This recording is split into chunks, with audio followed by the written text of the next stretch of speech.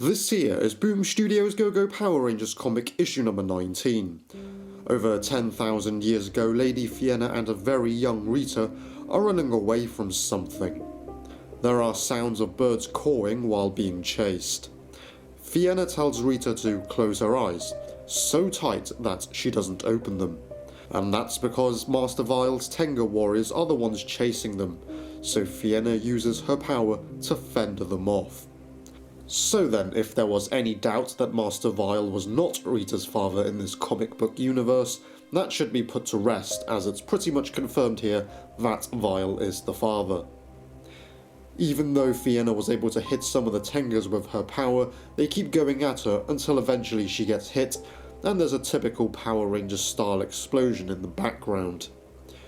Rita is saddened as things go quiet. So did that result in Fienna's demise?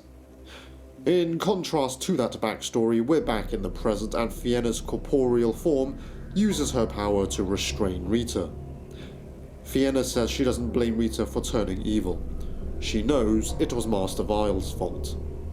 Rita escapes from Fienna's clutches with her own magic and tells Fienna that she is proud to be the most feared woman in the galaxy and that it's better to be feared than forgotten.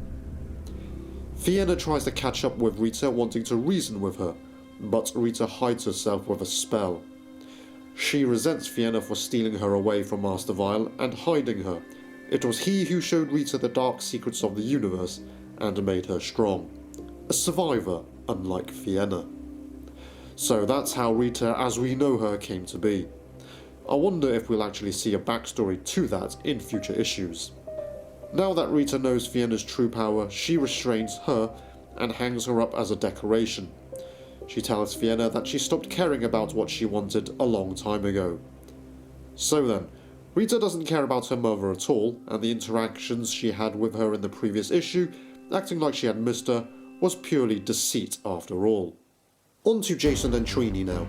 They're sparring together at the youth centre and Trini tries to talk about what happened during the group conversation about Alpha 1. Jason says he's not upset and that he accepts Trini's apology. She, however, thinks she's not the one who needs to apologise. She actually wanted Jason to back her up because she thinks he's supposed to support her no matter what. Trini starts to get angry and Jason says everything she's saying is really nice. She tells him that if he thinks she's going to bite her tongue just because they're whatever, then maybe they shouldn't be whatever. I have to say, I know that was supposed to be somewhat dramatic, but the way Trini storms out while describing their relationship as whatever was more funny to me. Now for something interesting. The city is under attack and Billy appears to be wearing a Blue Ranger armour not dissimilar to the armour in the Mighty Morphin Power Rangers movie. But this is not purely for looks. It does have functionality. Increased strength, armour plating, enhanced offensive capabilities, and like his Dino Zord, horn chains. He is of course also flying around, so he's got jet propulsion. A bit like jetting if you remember from the original series, where the Rangers could fly and see where they were going, as opposed to teleporting. Billy's armour malfunctions though, and he comes crashing back down.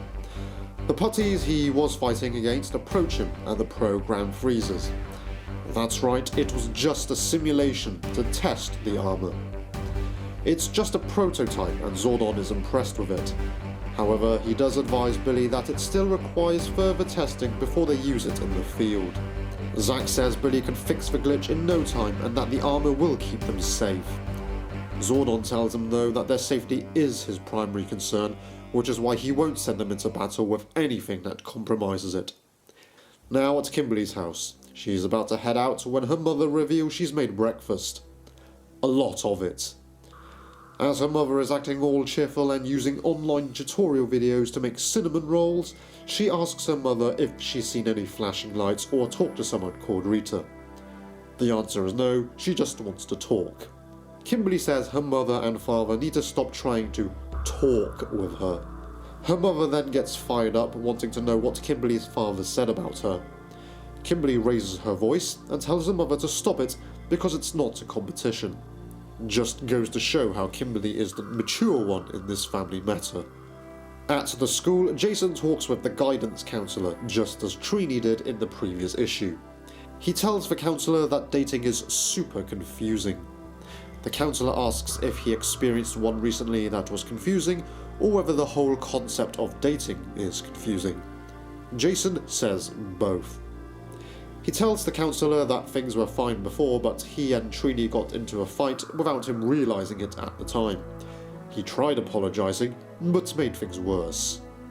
The counsellor guesses that Trini believes Jason did something wrong, and that if he cares about Trini, it doesn't matter if he did something wrong, he just has to fix it.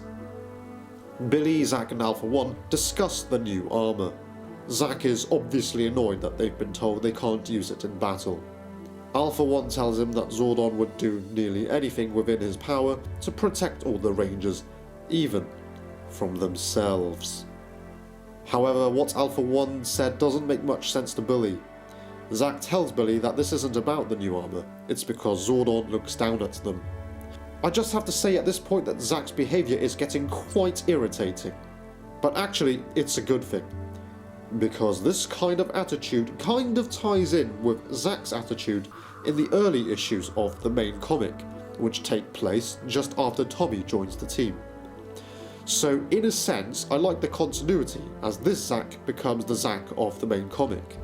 The one who questioned Zordon, why he didn't become leader. The one that was offered the Green Ranger powers first. Back to Jason now as he approaches Trini at the youth centre. So he looks at her, she looks at him, and they both look away. Suddenly Trini tells him, apology accepted. It's rather cute for this couple, and Trini even throws in a corny line by saying they'll find something to do that doesn't require talking. Just as it seemed like the two of them would get some alone time, Kimberly enters the scene. Once again, Jason and Trini try to pretend nothing's going on, which makes both of them look weird, and that's when Jason makes his exit. Kimberly is baffled and wants to know what's going on.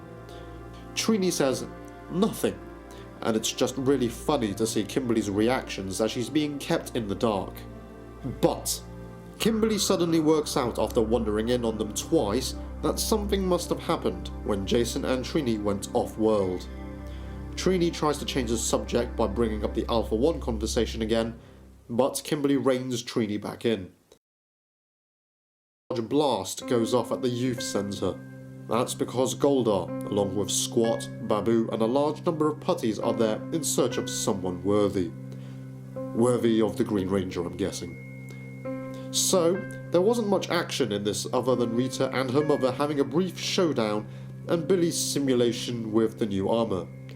Did that make this issue boring? Not really.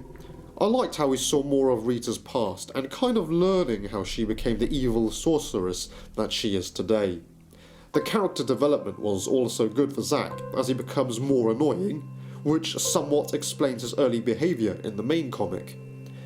We know that Jason isn't very good when it comes to love, and he's actually more clueless than I originally thought. I hope we see more of Billy's new armour in a future issue. It'd be a shame to come up with that concept and then not use it again. I quite like the armour, but what do you think? For me, it was just cool to see a potentially new battleizer mode for the Mighty Morphin Power Rangers. And certainly a lot better than the metallic armour in the TV series, which were just the same suits, but with glitter added to them. I'd also like to see more of Alpha 5. What is he doing now that Alpha 1 is on the scene? Why weren't the two Alphas working together? I'd expected to see both of them in the command centre, but it was really just Alpha 1 interacting with Billy and Zack. Hopefully, we'll see more of Alpha 5 again soon.